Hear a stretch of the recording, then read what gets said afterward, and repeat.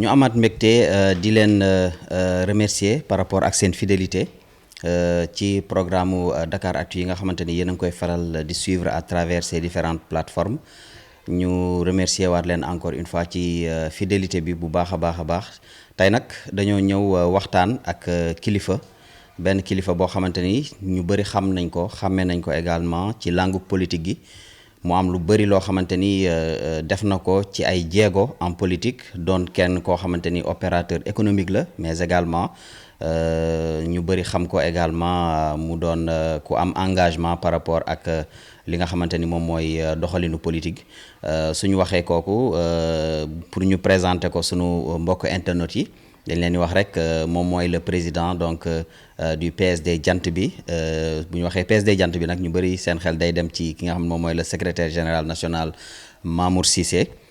mu doon tey sunu gan ñu fas yéene waxtaan ak moom ci li nga xamante ni moo soxal réew mi ci notamment élection législative yi nga xamante ni moom lañ dëgmal ak yeneen question d'actualité yoo xamante ni soxal na réew mi dañ koy bàyyi rek mu présenté wu ci sunuy mbokk internet yi ñu bëri nag xàmme nañ ko ci plateforme Dakaractu parce que dañuy waxtaan ak moom ci lu bëree bëri ci lu soxal réew mi président ñu bàyyi la nga présenté wu. mais kontaan déjà di leen dalal leen c'est toujours un réel plaisir que de recevoir Dakaractu d'abord par rapport aux bonnes relations que j'ai avec votre patron Diagne te yéene jàmm yéene ma jàmm ma yéene ko jàmm. yàlla gën a barkeel seen liggéey mais yokk Dakaractu parce que ngeen bëgg a àgg ngeen àgg fa ci jàmm ak salaam. jërëjëf vraiment c'est toujours un plaisir. Merci beaucoup président donc dañuy dugg très rapidement ci sujet bi tey am na loo xamante ni xëy na moo lëmbee actualité bi mu gën a fës ci actualité bi mu doon décision boo xamante ni conseil constitutionnel ñu bëri ñu ngi ko ci doon xaar mu àddu ci. umpale woon ni ñu ngi dëkkmal ay élections législatives yeewi askan wi ak Benno Bokk Yaakaar doon ay coalition yu gën a fës amaana sax am na ñeneen ñoo xamante ni xëy na ñu ngi illustré wu waaye ñaar ñooñu dañ ci nekk ñaari coalition yoo xamante ni gën nañ cee fës wane seen peut-être marque par rapport ak yenn défaillance yoo xamante ni am na au niveau du parrainage ak li nga xamante ni moom mooy la parité jàngat bi nga xamante ni am nga ko ci président. lan la doon juste avant ngay ñëw ci li nga xamante ni moom mooy décision wu conseil constitutionnel bu tey bi. mais déjà day wane vigueur wu suñu démocratie c'est une très bonne chose c'est que ça veut dire aussi que malgré une situation de crise extrêmement importante de par le monde les gens pensent à faire de la politique ñu def politique. day wane maturité wu quelque part aussi au peuple sénégalais mais en même temps aussi di wane tam insuffisance bu suñu ay nitu politique am parce que je pense que ci jàmm ak ci dal ci nañu mën a régler lu bare la preuve gis nañu tey décision bu sage bi ngay wax pour anticiper avant ma ci anticiper li conseil constitutionnel jël comme dogal kon nañu gëm mais suñu démocratie dafa majeur dafa toll fenn foo xam ne kenn mënatu ko jalgati maa ngi fàttaliku à la veille des élections locales parce que yow yaa ñëwoon sama kër day interviewé ma vendredi ba samedi dimanche dañu def élection yi ma ne mais ku xalaat ne élection mën nañ ko traficoter au Sénégal dafa am lu la dese et j'ai été outré de constater que ay nit et pas des moindres yu exercer ay ngandi fonction dem nañu bay wax ne way su affaire yi jaaree yoon jalgati du am mais su jaarul yoon nag yëpp day am mais ñàkk gëm yàlla boobu daf ma jaaxal xoolal dimanche bi les gens ont voté calmement à 19 heures ñëpp xam nañu opposition bi ni mu gagné yëpp daf ko gagné alors que stigmatisé nañu dingat nañu fichier bi dingat nañu juge yi dingat nañu ku nekk kon nag la preuve depuis loolu kenn déggatu leen. mais tey bu ñu gisee coalition bu mel ni Benno Bokk Yaakaar am expérience bon. enfin am ñoo xamante ni ci biir coalition bi am nañ parcours politique boo xamante ni xëy na mën na leen permettre yenn erreur yi nga xamante ni mu ngi am ci parrainage bi wala muy am ci peut-être nan lañ koy waxee sax parité bi xëy na mënoon na leen bañ a dal mu dal leen gis nañ ko également ci côté opposition bi loolu est-ce que tey doonul benn jàngat boo xamante ni askan wi war na ko mën a tirer ci ñi nga xamante ni tey peut-être doon na ay manquement yoo xamante ni ñi ñu bëgg a jiite am nañ ko. mais tout à fait mais ensuite il faudra d'ailleurs suñu jigee ci lii il faudra que ñu xoolaat ñu refondre carrément suñu système électoral bi parce que loo xam ne dafa bari texte dafa bari ay annotation su yàqul du defar li gën a simple moo ëpp solo ci lépp kon da ngay seet rek bi ngay ñëw fii suñu la waxoon ne la tey da ngay jaar pas de droit soo fa jógee jaar fii génn fii dafay compliqué mais suñu la waxee ne la c'est une ligne droite bi soo ci demee da ngay àgg kon suñu système électoral bi am na ay insuffisance yoo xam ne il faut ñu corriger ko mais ensuite nit ki toll woon nañu fenn foo xam ne foogoon nañu ne que ñi ñu woowee expert ku ci tëju soo defee yëf yi sotti dal na tey Benno parce que les ressources humaines am na ñeneen ñu mu dal mais on a fait confiance au juge suprême pour le cas d'espèce conseil constitutionnel mu wax mais problème am c'est moins d'invalider wala lu mel noonu que di nget li direction générale des élections def nee na d'accord li direction générale des élections def était mal fondé loolu wax que donc gars yi am nañu droit waa Yewwi dès l'instant que ñooñu démissionné nee ñu mun ñu remplacer leen mais code électoral dafa ne góor mooy remplacer góor jigéen mooy remplacer jigéen léegi nag lan la moo ci laxasu conseil waxagul ci loolu dinañu génn ci loolu xëy na dans les jours à venir. donc da nga bëgg a wax ni conseil bi conseil constitutionnel li mu joxe juste moom mooy décision boo xamante ni day casser li DGE génne woon ko avis. mais DGE li DGE def moom la di ngeen ne ko amuloo droit def loolu d'accord ma ci c'est mal fondé li fi nga argumenté fi nga ko taxaw dès l'instant que dafa am dem candidature bi c'est un acte volontaire que tout un chacun peut faire comme aussi waa ji mën na démissionner et dès l'instant que ça s'est fait d'accord mais il faut respecter la parité su dee góor ngay changer góor nga war a delluwaat su dee jigéen nga changer woon jigéen nga war a delluwaat mais il se trouve aussi que bu ñu fàtte seen liste boobu ñoom 4 la ñu def xawma 5 góor ak ñaari jigéen naka nañ ci génne je pense que les juristes ak le conseil constitutionnel s'ils sont saisis vont nous éclairer. da nga jàpp ni yow en principe buñ ko tegee ci droit en principe liste de Dakar. dañ koy invalider. dañ koy invalider. absolument suñ ko tegee ci droit la liste de Yewwi sera invalidée parce que buñ ko fàtte 52 personnes 7 députés la 7 yi ñaari jigéen nañ ci teg mais kon en toute bonne foi d'ailleurs parce que soo xoolee à l'entame de leur kii ils ont le respect de la parité exigence la par rapport au conseil constitutionnel mais su dee loolu ñoom exigence la ci ñoom kon suite bi day couler de source que loolu musuñu ko wax ils ont apprécié sur la forme pour wax ne déjà li nga def c'était mal fondé parce que am nañ droit remplacer leneen nag man gisaguma ko ci loolu les experts vont nous dire. mais par rapport également à leur liste nationale gis nañ ni ku ci nekk également wane nga ci ay défaillances yoo xam ni xëy na ëlëb nañu bëri seen liste nationale yooyu muy Benno wala muy Yewwi Askan Wi jàpp nga ni am nañ chance ñu valider leen ko ci càppaandaw ga au niveau du ministère de l'Intérieur. chargé des élections nañu gëm yàlla te lépp lu ñu def buñ ko def ak xol nañ ko def ak xel. Parce que tout le monde a constaté, pour être vraiment offusqué, que des gens censés avoir expérience, mun a def yu fu cuune bi ñu def parce que quelque part baati mi ngi ci kaw trop de frustration trop de haine dans cela mais Sénégal dafa am tey yu fi commencé di xew yoo xam ne kenn mësu ko gis bu njëkk ba dañ leen wax ne étranger ñoo doon rey tey ay doomu réew ñooy rey lu tax on ne sait pas soxor beeg iñaan bi fan la Sénégalais la duñ sa voisin yéenewul a jàmm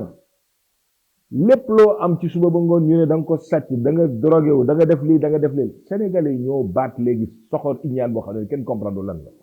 mais c'est pas bon. loolu beneen aspect la boo xam ne dinañ ci ñëw. xam naa mooy aspect insécurité bi. gis nga lii yëpp xoolal tey cette opposition la fi ñu toll woon naagu baaxul suñu borom fekk day jur képp ku yaakaar ne ci naagu wala am nga doole boo xam ne kenn mënu ko am ala kuleel mais yàlla dina la won ne la ko loolu du dëgg parce que doole bi moom kenn ko am Ça nous apprend à être plus modeste. Ça nous apprend à aller à l'essentiel et wax Sénégalais ne leen réew dafa sérieux kenn du ko jox ay cuune kenn du ko jox ay passionné ñi ngi dem ci ay lendemain maa ngi koy waxaat rek baramaye c'est trop sérieux ñi ngi dem ci ay lendemain yoo xam ne ay guddi yu metti yoo xam ne de par le monde mënoon nga imaginer ci àdduna première puissance du monde di am problème mu meew pour ay bébés Ukraine ak Union soviétique constituent au minimum 40 à 60% des exportations de blé dans le monde 70% wu lépp loo xam ne mooy engrais ci monde bi ñoom ñoo ko doon joxe Union soviétique ak Ukraine mais ñun naka lañ ciy jotee tey ensuite de par le monde dès l'instant que Union soviétique dañ ko bloqué sur beaucoup de choses waaye naka la nit yi mën di def même la communauté internationale aura des difficultés aujourd'hui à pouvoir avoir de l'engrais su ñu amul engrais production mondiale bi dafay war a wàcc su production mondiale waree wàcc kan moo koy yëg d'abord mais suñu dëkk yi la ñu ngi dem ci ay ëllëg yu métti yoo xam ne soo amul nit ku xarañ ku tey ku maanu pour mu mun la ci génne doo ci génne. opposition bi da nga jàpp ni nit kooku noonu mu bokk na ci seen biir. c'est un problème réel opposition bi gisuma tey surtout pyromanie gisuma fa xel ak xalaat. ñan ñooy pyromanie. mais xam nga leen c'est la bande de Sonko ak ay Barthélémy Dias non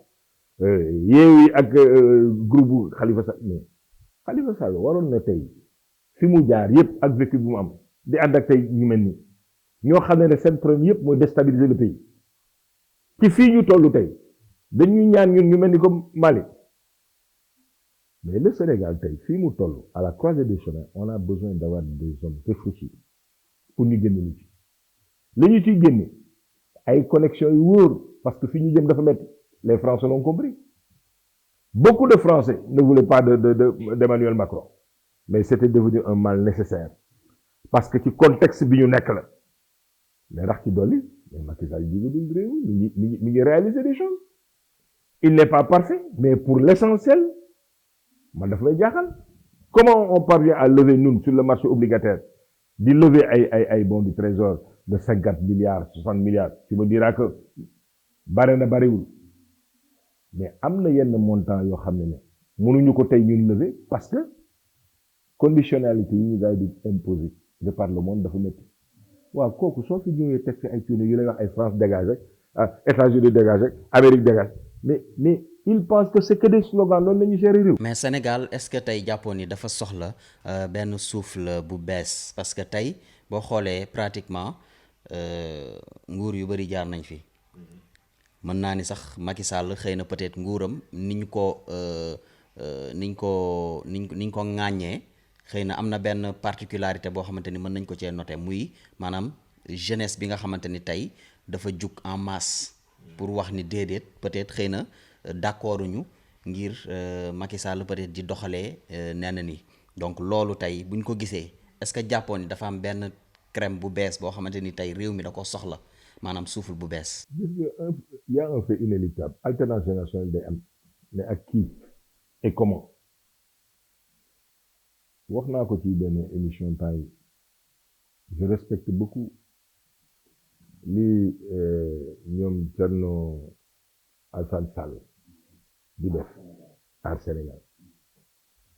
xool leen des gens réfléchis yu jàng ils ont été à bonne école ku ci nekk tu as prouvé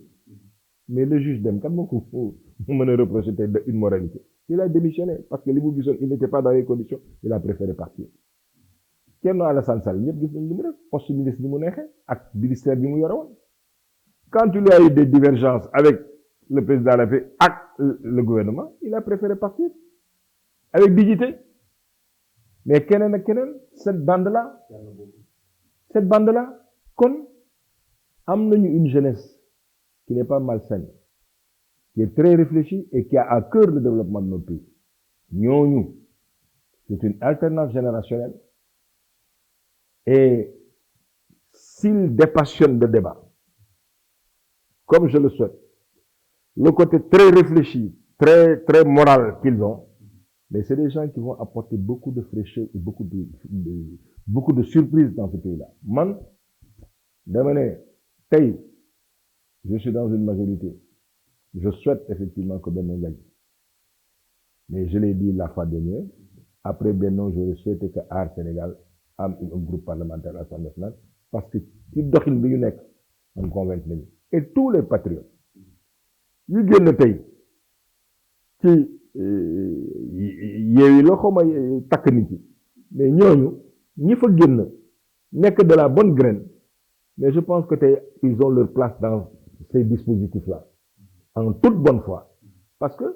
mais alternance générationnelle dafa am solo, man dama ko promouvoir ba tey. donc da nga jàpp ni peut-être ñu mel ni xëy na Pastef ñooñu da nga jàpp ni dañuy xajamal cere ji. Le projet de société, beaucoup de Sénégalais en étaient sensibles. amoon nañ ci écoute mais déviation bi tey la nit di dénoncer. Le projet Pastef boobu il faut aujourd'hui. Pourtant ils ont c'est un parti qui a des jeunes qui est un parti prometteur quand même, parce que si nous voyons quelqu'un comme Bassirou Diomaye Faye, quelqu'un par exemple comme son administrateur général, le maire de Thiès Nord, je pense, donc et tant d'autres jeunes qui sont au niveau de Pastef, on peut avoir confiance quand même en ce parti. Ils n'ont pas un esprit critique. Bon, avoir confiance. Et ça, pourquoi je le dis, au départ, les gens ont dit que c'était un projet. Mais aujourd'hui, je me rends compte que c'est un problème d'individu. Cet individu-là, su gars yi bëggee leen il faut ñu teg ko out. Su dee li ñu doon wax dëgg la, c'est un projet de société qui doit conduire tout cela. Mais warul doon tey une exigence majeure. dañ ko war a alterner pour wut leneen. Et ce Pastef-là, ni muy doxee tant que changé wuñu seen bopp boobu, ça va poser un problème aujourd'hui par rapport au Sénégal pour que greffe bi mën taxaw. C'est la raison pour laquelle je dis que il y a d'autres alternatives qui sont là. Vous pensez qu'il y a une mauvaise graine au niveau de Pastef? Mais je ne dirais pas mauvaise graine, c'est-à-dire on ne peut pas comprendre nit koo xam ne fitna rek mooy sa àdduna. C'est-à-dire foo ko gis il est impassible, du reetaan, insurrection, 400 000 personnes, 600 000 personnes qui m'aident. C'est-à-dire, je ne comprends pas. Là, il est né dans la guerre. Quel est son problème? Mais à l'heure de la mondialisation, pourquoi Poutine a choqué plus d'un? Mais parce que à l'heure du 21e siècle, les conflits, les gens, yaakaaroon nañ ne neneen nañ koy régler loolu ay guerre. Mais guerre dafa dépassé wu. C'est ridicule. Un pays comme le Sénégal où tout est prioritaire, une jeunesse qui constitue au moins 80% de ta population, mais li ñuy xaar ci ñooñu tey mooy iqra ñu jàng. tey Elon Musk mu ngay dem ci kaw ci jaww ji di régler ay problèmes majeurs di dimbali Ukraine tey ci guerre contre l'Ukraine, comme l'Union soviétique. Mais jàng nañu soxla, on a besoin de maths, de scientifiques. mais xoolal tey jàng bi. honnêtement man de j'aurais souhaité ñi nga xam ne wax nañu yëpp porté nañu la parole parce qu'ils se sont rendu compte que c'était l'affaire de deux pelés et 3 tonnes. ñi ci am dignité ñu génn foofu dem renforcer les coalitions yu gën a stable yu gën a crédible. Man je ne crois pas aux hommes providentiels. xam nga lu ma gëm mais nit ki am ambition pour son pays. Pour loolu nag mu jaral ko lu nekk, c'est-à-dire la fin ne justifie pas tous les moyens. Mais ensuite, je le dis, même dans le cadre de Benno, le Benno a besoin aujourd'hui d'avoir des techniciens dans son gouvernement. Tout ne peut pas être politique. On a donné. Est-ce que loolu vous y pensez présentement? yow yaa ngi ci biir coalition bi, bon da ngeen di gisee souvent di waxtaan tey Benno jàpp nga ni lendemain électoraux yi nga xamante ni tey ñu ngi koy dëgmal am na ci peut-être maanaam présence boo xamante ni war na ko ci mën a fësal ba nit ñëpp gis ko. Mais le président de la République avec son programme est en train de dérouler. Et notre problème aujourd'hui mooy comment il fait pour honorer certains engagements. De partout, augmentation du coût du pétrole. Le pétrole est à 110, 120 euros, dollars. Mais comment on fait ñun pour stabiliser les prix? C'est à coup de subvention. 100 milliards, 200 milliards, jusqu'à quelle limite? li ñuy subventionné ci pétrole bi mënul continuer mënul wéy su Sénégal pétrole am teelul génn ça va être très difficile tension extrême de trésorerie dañ ko am parce que tout est prioritaire le problème de la santé de l'éducation mais aussi l'effort de guerre qu'on est en train de faire aujourd'hui sur la Casamance et heureusement que président bokk na li ci tax tey ma koy jàppale à 1000% pour que le problème de la guerre de ak Casamance la mu terminer mais am na ay rambaaj ay naafeq yooyu dégg tey ñuy wax au nom de la paix le conseil constitutionnel pacifié mais ba tordre le cou à la loi dégg nga ay Alioune Tine boobu ak son Africa ñàkk jom way mais du dem jëli retraite tamit ñu jàmm quand on a tué des militaires sénégalais dégg nga leen dégg nga keneen ki sant Gassama dégg nga ko mu wax mais il nous distrait mais on ne tord pas le coup d'une loi la loi est trop sérieuse waruñu ba ñu koy politiser wala boog di ko régler ay des fins mais c'est pas sérieux dafa am ñu jeexalee foofu rek ñaari point nga boole ko rek tënk ko parce que dafa am lu fi xew par rapport ak comportement bi nga xamante ni xëy na Idrissa Gana Gueye am na ko vis-à-vis de cette communauté LGBT bi nga xamante ni mu ngi ko doon daj fële au niveau du Paris Saint-Germain bi nga xamante ni fa lay football sénégalais yi ñu ci bëri fësal seen solidarité par rapport ak acte boobu nga xamante ni teg na ko mu nekk acte bu courageux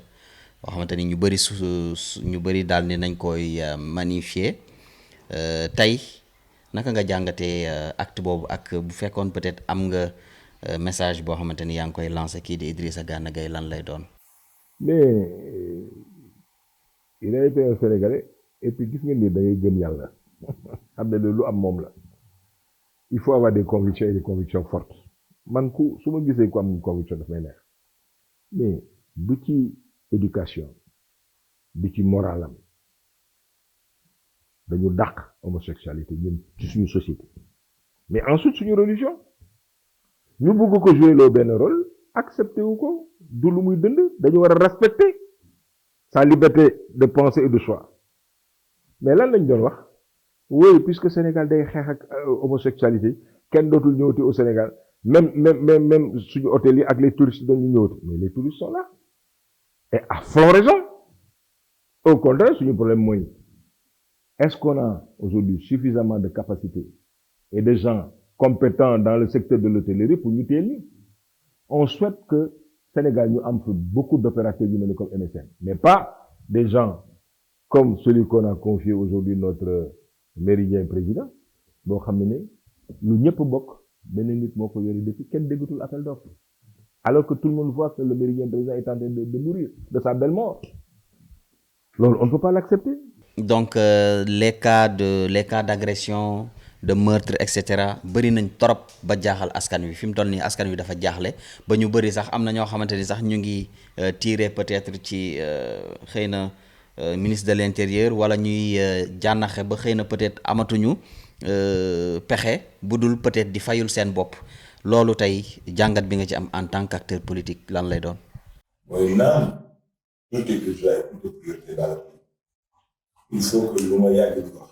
moo ñu prioriser simultanément les problèmes de développement les problèmes sociaux ak la sécurité parce que sécurité dafa doon loo xam ne état moo koy def ñu ngi mel ni comme jàngat war a fajat mais état priorité war a yore et il faut que ñu def ci ay jéego yu leer ñëpp gis ko tout ne peut pas être dans ce pays là moo tax je pense que le président a bëgg à ce que ñu am un calendrier républicain conséquent pour que suñ ko defee nit ci tànn ak leneen mais mënut nekk ci politique bu dee bëccëg dañoo tënk sa laaj bi ñu yuuxu rek pour ñu fal le maire tey ñu fal le maire ngeen xaar leneen dafa doy. Il faut que l'État du Sénégal, le ministère de l'Intérieur, puisse apprendre à bras le corps le problème de la sécurité parce que suñu demee ba population yi wax di xalaat tey di defar seen bopp justice yaa ngi kooku baaxul. Deuxièmement mais il faut qu'on nous pose ko ñi ngi wax léegi problématique suñu société yi accepté wuñu homosexuel mais est-ce que aussi suñu société war nañu accepter ñu nekk dans une société boo xam ne la peine de mort ku ko yelloo du ñoo ko jox mais li xew ba ko gën Pikine au nom de l'intérêt matériel et individuel waaye pour ngeen dem bakkanam nga dem jël bakkanu nit ak ni mu ko reyee ak ni mu ci def kooku il mérite la peine capitale. Il faut que ñu pose la problématique de la restauration de la peine capitale au Sénégal. C'est une exigence. man loolu laa gën. ñu bëri ñu ngi koy wax de. mais dafa bokk suñu aada suñu cosaan et dans ce dafa bokk suñu religion. et toutes les religions l'ont combattu. mais œil pour œil, dent pour dent soo réew dañu war a rey. mais ak yii ñu constaté tay bii comme day tay suñu ci jàppoon kenn rey ko officiellement mais affaire yi arrêté mais tout le monde est en sécurité xoolal rey ni mu bari xoolal sànq à 16 heures fii ci wetu la banque agricole bi nekk ci wetu VDN mais on agressé des jeunes filles yu nekk ci carapide en plein jour et puis avec des coups et des sacs kon tabaski bi su yegg gars yi mën a jënd nag léegi mais j'espère que le ministre de l'Intérieur va interdire ces armes-là à la veille des élections de la Tabaski, la fête de la Tabaski. Ni ñu doon jaayee les armes les couteaux et cetera war nañ ko def une interdiction totale formaliser bi war a def jënd ko ñu koy dem jënd ci ay foo xam ne dañuy identifier parce que sinon musiba la su dee léegi la gars yi def lii def li veille Tabaski suñu jëm loolu rafetul ministre de l'Intérieur doit prendre ses responsabilités sur le problème aujourd'hui de la sécurité. jërëjëf Mamour Cissé nga nekkoon ganu Dakaractu tey ñu am ak yow vraiment waxtaan bu yaatu ci li nga xamante ni moo soxal réew mi notamment ci élection yi nga xamante ni moom lañ dëgmal ak li nga xamante ni également doon ay points d'actualité yu bëri yoo xamante ni xew na fi. ñu waxtaan ceeg yow vraiment nga jox ñu ci sa gis-gis ñu koy rafetlu bu baax di la remercier encore une fois ci sa disponibilité di la bàyyi rek nga wax sa kàddu gu mujj gi nga xamante ni moom ngay tàggoo internet yi. Et j'espère que tey cette nouvelle majorité qu'on va élire à l'Assemblée nationale aura à cœur mais d'être en phase avec les préoccupations des populations et tey population yi nee nañu mais su jaree référendum dañu ko war a teg mais Sénégal dañu xoolal suñu bopp on ne peut pas accepter tey vivre dans un état de non-droit mais on ne peut pas accepter de vivre dans un pays de non-droit lu la neex nga def tey malgré que je comprends que la situation est extrêmement difficile mais fan la mettre tout tey quand tu penses qu'un pays comme la France aujourd'hui a plus de 20% de la population qui est pauvre aujourd'hui Espagne mais c'est davantage mu waxuma la Roumanie nekk leneen kon su dee dëkk yooyu ñoo toll ci situation yi mel noonu ma soxla Sénégal kon vraiment encore une fois je m'en excuse d'avoir été un peu passionné mais c'était de prix à payer quand même pour dire ce que l'on pense et encore une fois tu mets tellement à l'aise les gens que bon la émission loolu yëpp sax na jeex na pas ñu bàyyi ba beneen yoon rek comme li naan li duuf si nag wi xajul ci cin li. et puis yow maa ngi li bokk dafa bari. jeex na tey macha allah jërëjëf Mamour Cissé donc mu nekkoon sunu gan ñu ko doon dalal fii ci Dakaractu à travers donc votre émission l'entretien donc di leen remercier également yéen sunu mbokk internautes yi di leen jox dig daje rek comme ni ñu koy faral di defee saa su ne ci beneen daje ak beneen invité jërë ngeen jëf.